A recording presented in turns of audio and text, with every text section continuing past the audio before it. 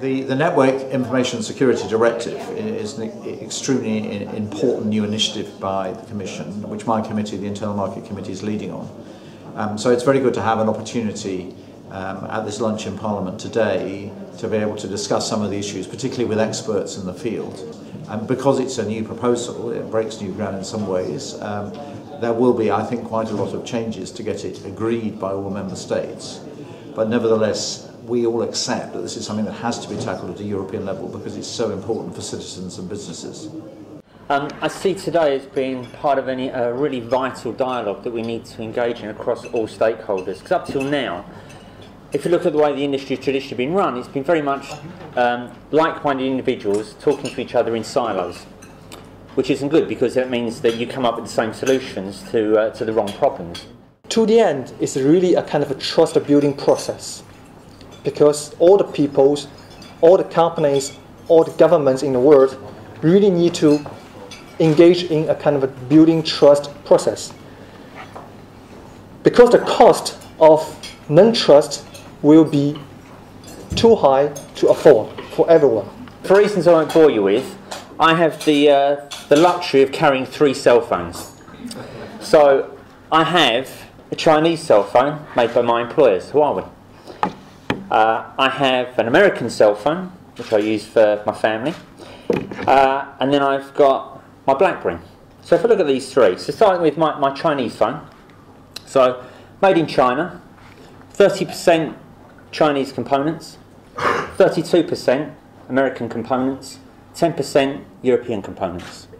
I have my American phone, which it says on the back, is designed in America, built exclusively in China.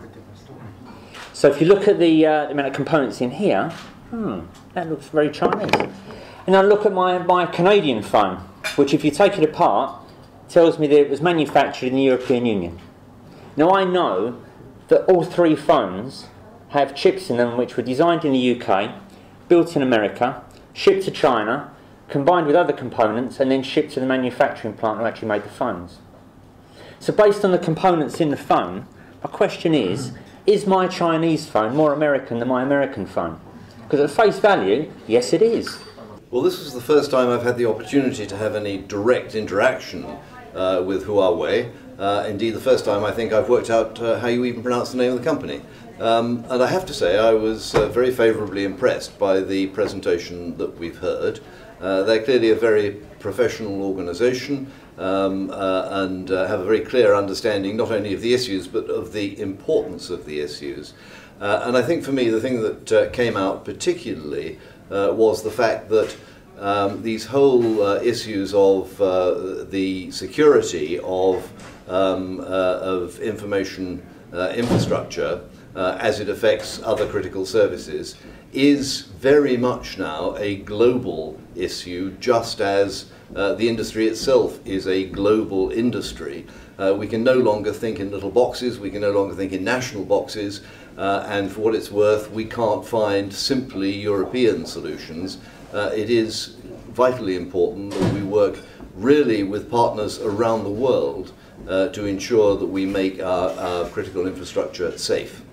There is a support for this network and security information directive that we want to do together with the Council. It is clear that we have to overcome some structural resistances. We need to be more vigilant and we have to raise resilience. That's the aim of this directive, and I'm really positive about the majority that we can gather in the Parliament, and I think the meeting today has shown that if we work constructively we can gather such a majority.